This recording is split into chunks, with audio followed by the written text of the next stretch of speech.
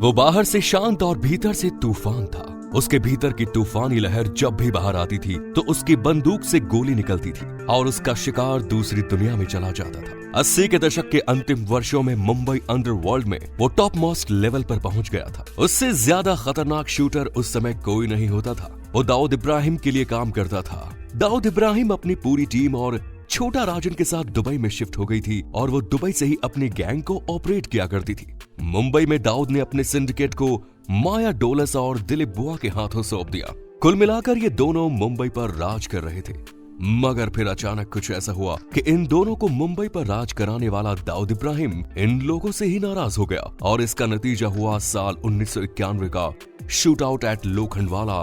आइए जानते हैं मुंबई अंडरवर्ल्ड के खतरनाक गैंगस्टर दिलीप बुआ की पूरी कहानी। बचपन की संगत जवानी में किस तरह की रंगत दिखाती है, इसका सबसे बढ़िया एग्जाम्पल दिलीप बुआ की लाइफ स्टोरी है। आपको बता दें कि मुंबई में विक्रोली और भांडुप से नजदीक लगे हुए घाट कोपर को एक समय अपराध का गढ़ माना जाता था। छोटा राजन और बड़ा राजन का घर भी इसी इलाके में था। उनका इलाका यही कहलाता था।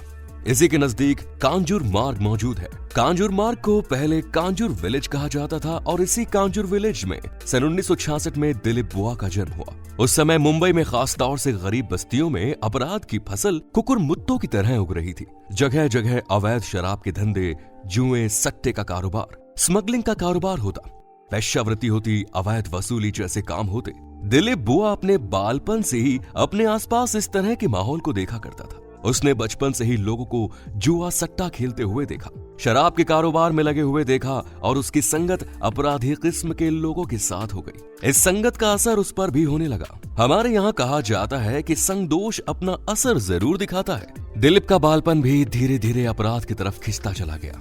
अपनी उम्र में होश संभालते संभालते वो अपराध की दुनिया में सक्रिय हो गया।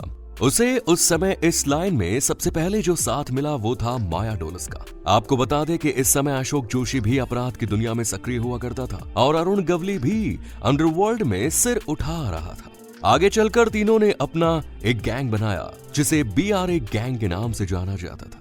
BRA गैंग में रामा नायक, बाबू रेशिम और अरुण गवली मेन हैंडलर थे। अरुण गवली रामा नायक को अपना उस्ताद मानता था। माया डोलस और दिलीप बुआ इसी गैंग के लिए काम करने लगे। इस गैंग में भी रामा नायक का सिक्का चलता था। किरण वॉलवंकर राम नायक का अच्छा दोस्त था। साथ ही ये BRA गैंग में काम भी किया करते थे। आपको बता दें कि ये वो व्यक्ति था जो BRA गैंग का मेन शूटर था। एक्सटॉर्शन के मामले ये हैंडल करता था। इसके साथ ही किसी पार्टी के साथ नेगोशिएशन करने का जिम्मा भी इसी के ऊपर ही था। बताया जाता है कि इतनी सारी क्वालिटी के साथ साथ लोग उसे एक अच्छे इंसान के तौर पर भी जानते थे। कहते हैं कि किरण दिल का काफी अच्छा था, दूसरों की मदद करता था। उस समय किरण प्रतीक्षा नगर के नजदीक सरदार नगर में मौजूद महाराष्ट्र हाउसिंग बोर्ड की कॉलोनी की बिल्डिंग में रहा करता था। इसी बिल्डिंग के दूसरे फ्लैट में माया डोलस का जन्म हुआ। किरण की फैमिली और माया डोलस की फैमिली एक दूसरे के पड़ोसी होते थे। इसी इलाके में मुंबई का एक बड़ा हॉस्पिटल था जिसे सायन हॉस्पिटल के नाम से भी जाना जाता था। ये पूरा इलाका प्रतीक्षा नगर कहलाता था। एक समय था जब प्रतीक्षा नगर को अंडरवर्ल्ड के इन्हीं डॉन की वजह से जाना जाता था। किरण वॉलवंकर अंडरवर्ल्ड के टच में था, काफी बड़ा आदमी था। आगे चलकर उसने माया डोलस को भी अपने साथ लेकर चलना शुरू किया और माया डोलस उसी के लिए काम करने लगा। काम करते करते माया BRA गैंग के संपर्क में आया और फिर अशोक जोशी के साथ भी उसका संपर्क जुड़ गया। आगे चलकर अशोक जोशी ने कांजूर मार्ग से अपना खुद का काम शुरू किया तो माया डोला उसके लिए काम करने लगा और यहीं पर उसकी मुलाकात दिलीप बुआ से हुई। दोनों में फिर गहरी दोस्ती हो गई। दिलीप की तरह माया का जन्म भी साल 1966 में ही हुआ।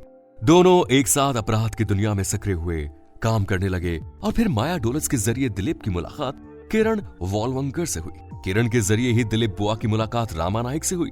रामा नायक दिलीप बुआ की पर्सनैलिटी, फिजिकल फिटनेस और नेचर पर इंप्रेस हो गया। इसके अलावा आगे चलकर दिलीप बुआ के अपराध करने के तरीके ने भी रामा नायक का ध्यान अपनी तरफ खींचा। आगे चलकर रामा नायक ने दिलीप बुआ को अपनी बॉडीगार्ड के तौर पर रख लिया। इसी गैंग के साथ काम करते करते दिलीप बुआ ने एक दिन अपने उस्ताद रामा नायक का ही गेम बजा दिया।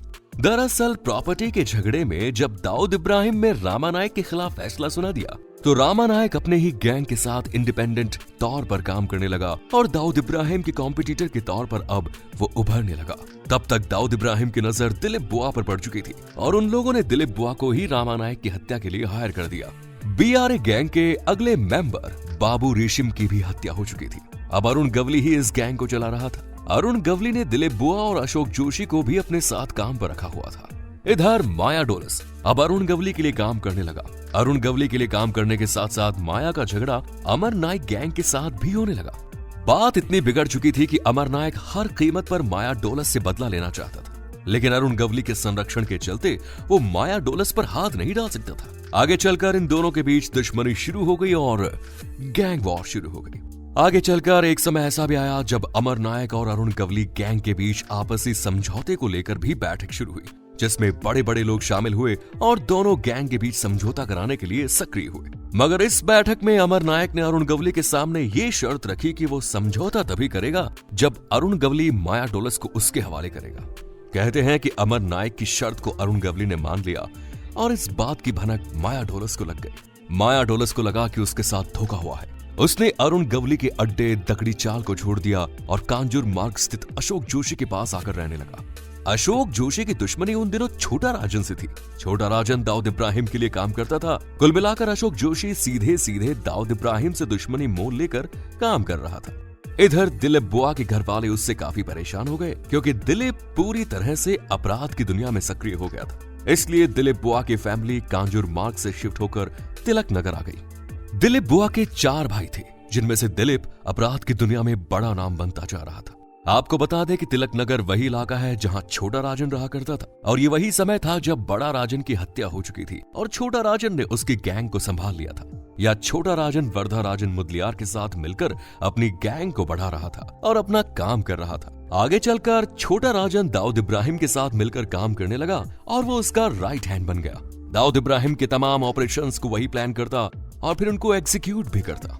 दिलीप बुआ की ये कहानी दोस्तों आगे जारी रहेगी, लेकिन अब तक जिन नए साथियों ने चैनल को सब्सक्राइब नहीं किया है जल्दी से सब्सक्राइब कर दीजिए और नोटिफिकेशन बेल को भी ऑन कर दीजिए। आपको बता दें कि अंडरवर्ल्ड की दुनिया में दाऊद इब्राहिम से परमानेंट दुश्मनी मोल लेकर सरवाइव करना पॉसिबल नहीं था, इसलिए बैकडोर सुलह समझौते की गुंजाइश बाकी रहती है। कुछ ऐसा ही दिलीप बुआ के साथ भी हुआ। छोटा राजन के जरिए ही डी कंपनी से दिलीप के रिलेशन बने हुए थे। आपको बता दें, जो दिलीप बुआ माया डोलस अभी तक अशोक जोशी के साथ काम करते थे, अचानक ही उन्होंने अपना काम धंधे का बॉस बदल दिया और 3-4 साथियों के साथ मिलकर खुद को स्वतंत्र रूप से बॉस घोषित कर दिया। साल 1988 में दाऊद इब्राहिम के इशारे पर छोटा राजन के लोगों ने अशोक जोशी का गेम बजा दिया। अशोक जोशी की अब हत्या हो जाती है। अशोक जोशी की हत्या से लगभग 3 हफ्ते पहले ही दिलीप बुआ और माया डोलस अपने कुछ साथियों के साथ अशोक जोशी से अलग हो चुके थे। छोटा राजन भी अशोक जोशी की हत्या के बाद अपने लगभग 18 साथियों के साथ दुबई शिफ्ट हो गया। अशोक जोशी की हत्या के बाद भी ये लोग अंडरवर्ल्ड की दुनिया में काम कर रहे थे। एक्सटॉर्शन, अवैध वसूली, जुआ, सट्टा का शराब, अवैध कारोबार जैसे तमाम काम ये लोग कर रहे थे। बिल्डर्स, व्यापारी और बड़ी बड़ी हस्तियों को धमकाकर उनसे पैसा वसूलने का काम करते थे। अब सवाल ये उठता है कि इतने बड़े काम करने का जिगरा इनके पास कहां से आया? तो आपको बता दें कि बात जितनी सीधी दिखती है उतनी होती नहीं। असल में ये लोग भीतर ही भीतर दाऊद इब्राहिम की गैंग से जुड़े हुए थे। छोटा राजन उस समय दुबई में शिफ्ट हो गया था और वही इन लोगों को ऑर्डर पास करता था कि तुम्हें किसी व्यापारी या बिल्डर को धमकाना है और उससे कितना पैसा लेना है। कुल मिलाकर ये लोग अंडरवर्ल्ड के इशारे पर पूरी मुंबई से रंगदारी वसूल करते थे। छोटा राजन की मुंबई शिफ्ट हो जाने के बाद मुंबई में उसकी जगह खाली हो गई। तिलक नगर के पास की खाड़ी को भी अब सरकार अपनी प्लानिंग के तहत भरने में लगी हुई थी, जिसमें पत्थर, मिट्टी और दूसरे आइटम डाले जा रहे थे ताकि उसे लेवल करके जमीन तैयार की जा सके।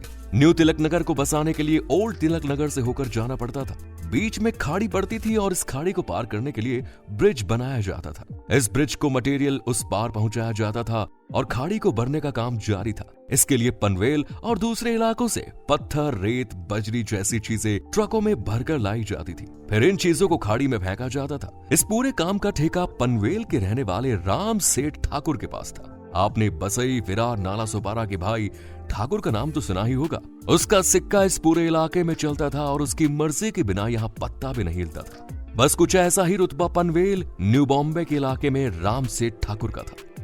वो काफी दबदबे वाला आदमी था। आगे चलकर राम सेठ ठाकुर अपने इलाके से मिनिस्टर ऑफ पार्लियामेंट भी बना। वो एमएलए भी रहा और उसकी मौत के बाद उसका बेटा प्रशांत ठाकुर वहां से एमपी बना। ये परिवार काफी रेप्यूटेड और पहुंच वाला था। लेकिन दिलीप बुआ जैसा एक साधारण से परिवार से आने वाला नौजवान राम सेठ ठाकुर जैसे व्यक्ति को घुटने टेकने पर मजबूर कर चुका था। दरअसल दिलीप बुआ इस ब्रिज के पास बैठा रहा करता था जहां से राम सेठ ठाकुर के ट्रक मलबा लेकर तिलकनगर की खाड़ी को पाटने के लिए जाते थे। वो अपनी कार्बाइन लेकर ब्रिज के पास ट्रकों का इंतजार करता था और एक एक ट्रक से पैसे वसूल करता था। आपको बता दें कि उस समय दिलीप बुआ के साथ कोई गैंग नहीं हुआ करती थी, बल्कि वो अकेला ही इस काम को अंजाम देता था। इस समय में उस एरिया में यशवंत जाधव नाम का एक व्यक्ति रहता था जो केबल ऑपरेटर के तौर पर काम करता था। आपको बता दें कि केबल ऑपरेटर अच्छा खासा पैसा कमाते थे, अंडरवर्ल्ड को हफ्ता देते थे। यशवंत यादव न्यू तिलक नगर में अपने केबल ऑपरेटर के धंधे को न केवल फैला रहा था, बल्कि किसी दूसरे को इस एरिया में काम करने से भी रोक रहा था। ओल्ड तिलक नगर में छोटा राजन के लोग केबल ऑपरेटर के तौर पर काम करते थे, वो उन्हें भी इस एरिया में आने से रोक रहा था। इस बात की जानकारी जब दिलीप बुआ को लगी तो वो अकेला ही यशवंत यादव के पास अपनी कार्बाइन लेकर पहुंच गया और उसकी कनपटी पर टिकाकर बोला कि आज के बाद अगर तुमने ओल्ड तिलक नगर के किसी भी लड़के को धमकाया या उसे नुकसान पहुंचाया तो दोबारा मैं जब आऊंगा तो तुमको जिंदा छोड़कर नहीं जाऊंगा। इसके बाद यशवंत यादव ने ओल्ड तिलक नगर के किसी भी लड़के को ना तो धमकाया और ना नुकसान पहुंचाया, बल्कि उसने दूसरों को बाकायदा काम भी करने दिया। आपको बता दें जहां दिलीप बुआ तिलक नगर में ही रहा और उसने अपनी हुकूमत वहीं पर चलाई, जबकि दूसरी तरफ माया डोलस बार बार अपने अड्डे बदलता रहा। वो कभी थाने में रहा तो कभी किसी दूसरी जगहों पर। इस बीच एक समय ऐसा भी आया जब ये अशोक जोशी के इलाके में पहुंच गया। इन्होंने वहां देखा कि लोग अभी भी अशोक जोशी के नाम की गुण गाते हैं। ये गणेश उत्सव का मौका था जहां एक पांडाल में गणेश जी की प्रतिमा लगी थी और उसके बगल में अशोक जोशी की बहुत बड़ी फोटो लगी थी जिस पर हार चढ़ा हुआ था। अशोक जोशी का काम संभालने वाले लोग उस पांडाल में मौजूद थे। इन लोगों ने जब अशोक जोशी की तारीफ सुनी तो इनसे ये बर्दाश्त नहीं हुई कि कोई भी अभी भी अशोक जोशी का फेवर ले रहा है। इन लोगों को वहां पर अपनी दहशत कायम करनी थी। माया डोलस दिलीप बुआ अपने कुछ साथियों को लेकर उस इलाके में गए। वहां उन्होंने खूब सारी शराब पी और शराब के नशे में ही वो उस गणपति पांडाल में पहुंच गए और जहां अशोक जोशी की फोटो लगी थी, जहां उन्होंने ऑटोमेटिक वेपन का इस्तेमाल करके अंधाधुंध फायरिंग कर दी और इस फायरिंग में 5 लोग भी मारे गए।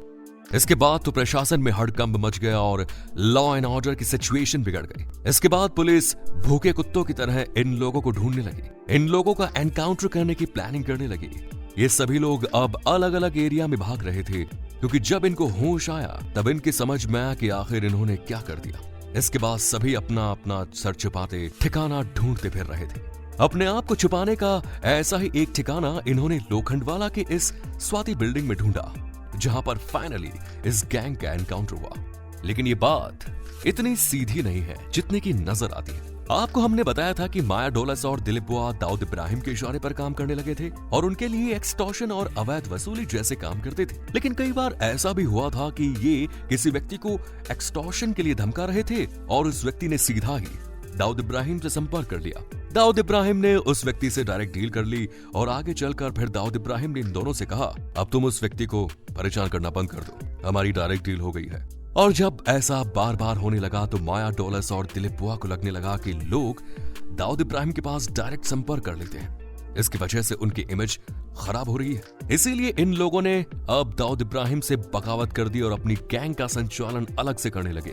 अब ये लोग अपना टारगेट खुद चुनते थे, उसको एक्सटॉर्शन के लिए धमकाते थे। अगर वो दाऊद इब्राहिम से डायरेक्ट संपर्क करता, इसके बावजूद भी वो उस व्यक्ति को धमकाते और उससे पैसा वसूलते। इतना ही नहीं, अगर दाऊद इब्राहिम इनको किसी व्यक्ति से पैसा लेने के लिए मना कर देता, इसके बाद भी ये लोग अपने टारगेट को बिना पैसा लिए नहीं छोड़ते। इसकी वजह से दाऊद एंड कंपनी अब दिलीप बुआ और माया डोलस के पीछे पड़ गई। एक तरफ मुंबई पुलिस बदमाशों को एनकाउंटर पर उतारू थी, वहीं दूसरी तरफ दाऊद इब्राहिम के लिए अपने दुश्मनों को खत्म करना बहुत आसान हो गया था। वो सीधे सीधे मुंबई पुलिस को अपने दुश्मनों की जानकारी दे देता था, उनकी लोकेशन के बारे में बता देता था और मुंबई पुलिस वहां पहुंचकर उस बदमाश को ठोक डालती थी। जबकि दाऊद इब्राहिम का बाल भी बांका नहीं होता था क्योंकि वो दुबई में रहता था और फिर बाद में पाकिस्तान के कराची में अपने ठिकाने में पहुंच गया। इन लोगों ने एक मारुति स्टीम कार का इंतजाम किया और उस कार की डिग्गी में 70 से 80 लाख रुपए रखे। इसके बाद वेस्टर्न मुंबई में लोखंडवाला में एक फ्लैट किराए पर लेकर रहने लगे, वहीं से अपना एक्सटॉर्शन का काम करने लगे। बिल्डिंग में रहने वाले लोगों को यहां तक मालूम नहीं था कि उनके अपार्टमेंट में कितने खतरनाक क्रिमिनल रहते हैं। पुलिस को उनकी लोकेशन और उसका इनपुट मिल चुका था, लेकिन टाइमिंग की जानकारी नहीं थी कि आखिर ये लोग किस समय अपार्टमेंट में रहते हैं, क्योंकि उनके आने जाने का कोई टाइमिंग नहीं था। एक समय ऐसा आया कि जब ये सभी लोग अपने फ्लैट में मौजूद थे। उसी समय पुलिस को जानकारी मिल गई और पुलिस अधिकारी आफ्ताब अहमद खान अपनी टीम के साथ लोखंडवाला के स्वाति अपार्टमेंट में पहुंच गए और उसको घेर लेते हैं। पुलिस इन लोगों को सरेंडर की कॉल करती है, लेकिन ये लोग सरेंडर करने के बजाय पुलिस पर ही गोलियां डाल देते हैं। इसके बाद गोलीबारी शुरू हो जाती है और लगभग 4 घंटे इस लाइव एनकाउंटर में दिलीप बुआ समेत उसके सभी साथी मारे जाते हैं, जिनमें माया डोलस भी शामिल था। आपको बता दें कि अपार्टमेंट की पार्किंग में जहां उनकी गाड़ी खड़ी रहती थी, उस गाड़ी में 24 घंटे चाबी लगी रहती थी। और ऐसा इसलिए कि यदि किसी भी इमरजेंसी की सिचुएशन में निकलना पड़ जाए तो चाबी ढूंढने की समस्या ना हो। इसीलिए हमेशा इग्निशन में चाबी लगी रहती थी, जिसकी वजह से तत्काल कार में बैठकर निकल जाते थे। जिस दिन एनकाउंटर चल रहा था उस दिन दिलीप बुआ ने भागने की कोशिश भी की। उसने सोचा कि किसी तरीके से बस वो कार तक पहुंच जाए, उसके बाद तो कार को स्टार्ट करके पुलिस वालों को चकमा देकर वो निकल जाएगा।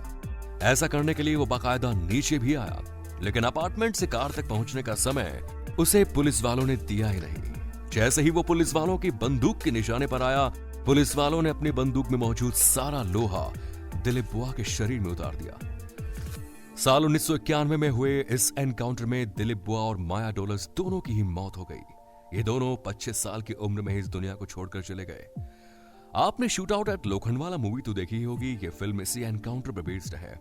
तो कैसा लगा आज का वीडियो हमें कमेंट्स में जरूर बताएं। मिलते हैं नेक्स्ट वीडियो में। Till then bye bye and take care.